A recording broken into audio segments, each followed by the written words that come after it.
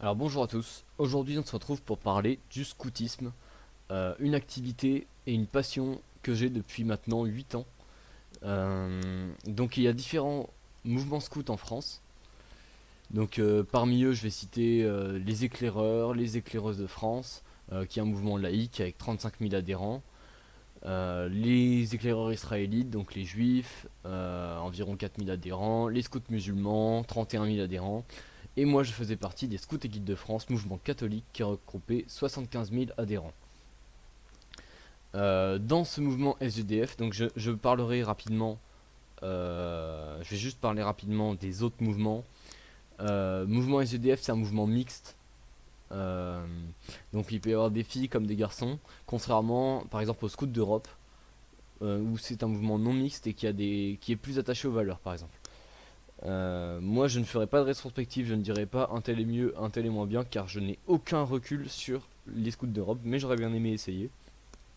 Pour ne rien vous cacher, essayer donc les scouts d'Europe, mais le fait est que je suis parti avec les SGDF.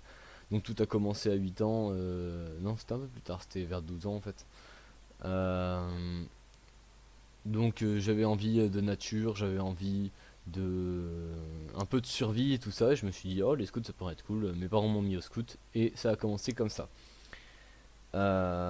C'était bien différent de ce que je pensais et pourtant j'y suis resté 8 ans et je commence les points positifs et les points négatifs que j'ai relevés et les différentes expériences que j'ai vécues avec de nombreux conseils que je pourrais vous donner. Donc tout d'abord, les rencontres. Au sein des scouts, on fait énormément de rencontres. Les groupes scouts sont vraiment, il y a énormément de gens super à rencontrer, en tout cas dans le mien. Moi, j'ai rencontré énormément de gens super, que ce soit des bénévoles au sein du groupe ou que ce soit des gens chez qui on a été donné un coup de main, que ce soit des fermiers qui nous ont hébergés pour un camp, euh, que ce soit voilà les gens qui nous ont payé pour des extra jobs pour récolter de l'argent pour pouvoir faire nos camps. On rencontre, on rencontre, on rencontre, on tisse des liens. Et puis, on se fait connaître. C'est vraiment un bon moyen de faire des rencontres. Et c'est toujours vraiment dans la bonne humeur. Et puis, on sait les intentions de chacun. C'est un milieu, tout comme l'église, je suppose, où on rencontre des gens qui. On sait qui sont. On sait qui sont bons, quoi. Euh, donc, ça permet aussi, donc c'est différent qu'en scout, d'apprendre l'inconfort. Alors je vais pas dire qu'on est non plus Mike Horn à aller se foutre à poil au pôle Nord en fait, mais ça change pas qu'il y a encore 3 jours là. J'étais moi j'ai encadré les louveteaux Jeannette donc de 8 à 11 ans et les scouts et guides de 11 à 14 ans parce que voilà ça se coupe en différentes parties, donc je commençais à partir des louveteaux, hein. Les louveteaux Jeannette de 8 à 11 ans, les scouts et guides de 11 à 14 ans, pionniers et caravelles de 14 à 17 ans, et les compagnons de 17 à 20 ans. Et chez les compagnons, on fait un grand projet, généralement d'à peu près un mois, où on part à l'étranger. Moi, je suis parti en Colombie pendant un mois avec mon équipe. Plus on avance, plus on devient autonome, plus on a des responsabilités. Donc voilà, il y a encore 3 semaines, il y a 3 jours, j'étais avec les scouts et guides donc dans une ferme laitière, à me cailler le cul donc à l'extérieur sous la pluie et à dormir sous tente. Alors je vais pas vous mentir que il a fait froid et que j'ai passé une mauvaise nuit, mais c'est chez les scouts on vit comme ça et puis si les nuits sont mauvaises, s'il fait froid, s'il pleut, on reste et puis on apprend à vivre avec. Bon, généralement les camps se font en été, donc c'est pas des problématiques forcément qu'on retrouve tout le temps. Euh, mais on apprend l'inconfort même en été, pendant les camps de 2 semaines. Pendant 2 semaines, on n'a pas des toilettes normales. Pendant 2 semaines, on fait dans les toilettes sèches. Les douches, on les prend sur une vieille palette. On nous verse une bassine dessus. Enfin, on prend une bassine et on se la verse dessus. Euh, et puis on fait tout au feu de bois, donc on pue le feu de bois. Enfin, mais on y prend un énorme plaisir. Et en fait, on quitte ce confort pour aussi avoir le plaisir de le retrouver. Donc apprendre l'inconfort c'est important parce que on ne sera pas dépaysé si un jour on est amené donc dans une situation d'autonomie à devoir faire face à l'inconfort. Euh, L'apprentissage de la vie d'équipe. Alors là c'est vraiment un point hyper important et quelque chose qui m'a apporté énormément, donc notamment grâce à mes on appelle ça des AC, c'est les accompagnants. Chez les compagnons, en fait, il y a des personnes ou une personne qui sont chargées donc de nous accompagner euh, au long de notre création de projet. Une personne neutre qui pourra nous soutenir. Et nous, donc on a eu des accompagnateurs qui eux-mêmes étaient partis, qui avaient fait partir plusieurs équipes et qui étaient vraiment des gens en or. Euh, et qui nous ont vraiment bien conseillé. Ça nous a permis aussi, donc avec en plus la volonté de chaque personne de l'équipe de passer un bon projet, que l'équipe n'explose pas en un mois de projet. Parce qu'il faut savoir que quand on est donc maximum 7 personnes, nous on est parti à 6 à partir à l'étranger, euh, et qu'on se tape les personnes à regarder toute la journée, 24 heures sur 24. C'est les seules personnes qui parlent notre langue parce qu'on est dans un pays où tout le monde parle espagnol. Le craquage vient vite. Et pour des petits trucs de merde, pour des histoires de crêpes, j'en sais rien. Bon, je vais pas raconter ma vie, mais pour des trucs pourris. Mais il faut pas en vouloir aux gens, hein. C'est comme ça. Les petits trucs pourris vont se faire craquer parce qu'en fait, t'as besoin de craquer. Alors là, on voit l'importance donc de différentes choses. Tout d'abord, établissez une charte. Donc là, je reste sur la vie d'équipe parce que c'est dans l'autonomie, c'est hyper important si vous avez même avec votre femme, avec votre famille, vous les connaissez depuis longtemps, mais faites ça. C'est pas parce que vous les connaissez depuis longtemps, c'est pas parce que c'est votre meilleur pote que ça va bien se passer. Sauf si vous êtes en coloc avec lui, vous savez comment ça se passe. Mais c'est pas parce que vous pensez bien connaître les gens que vous les connaissez réellement et que ça va bien se passer. Euh, Respectez les besoins de chacun. Acceptez que l'autre a besoin de temps seul. Acceptez les limites de chacun. Si jamais vous êtes très bon en sport et que quelqu'un l'est pas du tout, il va falloir accepter que en fait tout le monde va devoir marcher moins vite, ou alors que là vous allez le définir, ou alors au contraire que l'un marche à son rythme, l'autre à son rythme, et puis on se retrouve au point. Mais il va falloir comme ça faire une charte où chacun, et puis il va falloir trouver des consensus. Donc le respect du sommeil, le respect des temps seuls, le respect donc des autres, le comportement au quotidien. Vraiment, il va falloir détailler sur cette charte ce qui pour vous paraît important et il va falloir que les rappels à la charte ne soient pas vus comme des oh c'est bon ça va. Non, non, la charte c'est la charte. Alors c'est compliqué et ne soyez pas du coup trop strict sur la charte. Ne pas dire, faut pas dire de gros mots ou je sais pas quoi.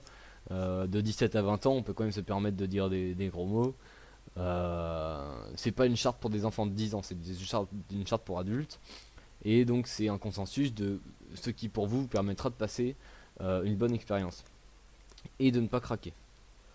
Et un point hyper, hyper important, si vous vivez en équipe, euh, c'est le temps de parole du soir. Alors là, ça, ça vous sauve un voyage. Nous, on n'a pas eu de craquage et personnellement, je pense que c'est grâce à ça. On a eu quelques coups de mou, quelques accrochages, voilà, dans l'équipe, mais si on n'a pas eu de craquage, pour moi, c'est grâce à ça. Tous les soirs, sans exception.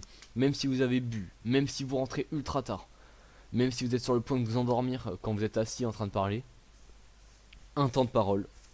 Chacun le temps qu'il veut. Le temps qu'il veut. S'il veut prendre 20 minutes à expliquer ce qu'il a à dire, il le prend. Tout le monde la ferme. Vraiment, tout le monde la ferme. même si ça vous énerve, même si vous êtes à bout, vous la fermez. Et donc après, il faut trouver des solutions, hein. Et c'est un moment de rétrospective de la journée et de rétrospective de comment il se sent. Une explication de comment il se sent. Et vous n'avez pas votre mot à dire sur comment il se sent. Il se sent comme il se sent, c'est pas de sa faute. Si jamais il est très énervé ou très triste parce qu'a dit une personne et que vous dites non mais ça va, il s'est rien passé aussi, je veux dire, non, il se sent comme ça. Il se sent comme ça et en fait vous n'avez pas votre mot à dire là-dedans. Et vraiment soyez bienveillant. Soyez bienveillant, là je vais faire mon bobo bien pensant, mais il faut être dans la non-violence totale. Vraiment la non-agression. Ce sont des gens de votre équipe. Vous êtes là euh, pour construire quelque chose ensemble et pas détruire. Vous pouvez vous comporter comme un connard avec les gens que vous aimez pas. Ou avec les gens où on s'en fout, enfin ça je m'en fous. Mais pas avec les gens de votre équipe. Les gens de votre équipe, ça va vous permettre d'avancer. Si vous commencez à vous flinguer avec les personnes de votre famille, de votre équipe, ça va pas le faire. Soyez dans la bienveillance, soyez dans la non-violence et apprenez à avoir un self-control. Quand on vous attaque, apprenez à ne pas attaquer. Alors ça va être ça va être très lourd, hein, mais des fois il faut savoir accepter de prendre des coups sans ordonner pour permettre donc au groupe de se relever plus tard plutôt que d'enfoncer le clou encore plus loin. Ça change pas qu'il faut dire les choses, hein. Si quelqu'un vous attaque, ensuite il faut expliquer, mais expliquer. Ce temps de parole il est hyper important. Donc chacun dit ce qu'il a à dire un par un. Et ensuite on rebondit s'il faut, on rediscute s'il faut. Mais soyez vraiment dans la tolérance et dans la non-violence. Le scoutisme m'a aussi appris énormément la responsabilité. On nous donne des tâches qu'on doit accomplir. Euh, c'est c'est aussi simple que ça. On nous donne des tâches qu'on doit accomplir. Et ça augmente notre confiance en soi et la responsabilité, étant donné qu'on nous la donne au fur et à mesure. De 8 à 20 ans, on ne nous donne pas la même responsabilité. C'est un point intéressant que je mets sur la liste.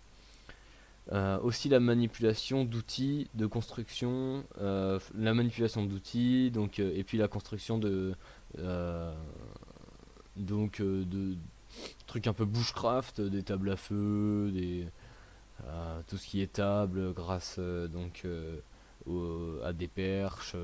On apprend un peu tout ce qui est de la construction. C'est intéressant. La manipulation d'outils aussi. Bon après voilà, je pense que tout le monde a déjà manipulé une hache ou une scie hors cadre scout. Euh, mais c'est des points intéressants. Euh, Maintenant j'ai parlé rapidement donc de ma phase compagnon, donc de 17 à 20 ans. Donc je suis parti en Colombie pendant un mois avec mon équipe. Et cela m'a apporté aussi énormément dans la phase donc dans la phase de préparation du projet. On apprend à créer un projet de A à Z. Donc là, ça peut être d'une utilité même dans une vie professionnelle, hein. Apprendre la création d'un projet, c'est apprendre les étapes et c'est vraiment une découverte parce que personnellement, j'avais jamais fait ça. On apprend donc à prendre contact avec l'étranger, on se rend compte que c'est une vraie galère, on se rend compte qu'en fait à l'étranger on raisonne pas du tout comme chez nous, on est beaucoup moins attentif aux choses, bon on a reçu un mail, bon on répondra plus tard, voilà. On arrive en retard, sur les rendez-vous il y a du retard. Euh, on apprend comment ça fonctionne, quoi. Et pour financer le projet, il va falloir beaucoup d'huile de coude. Il va falloir en fait aller jardiner en plein hiver pour creuser des trous dans du sol gelé. Il va falloir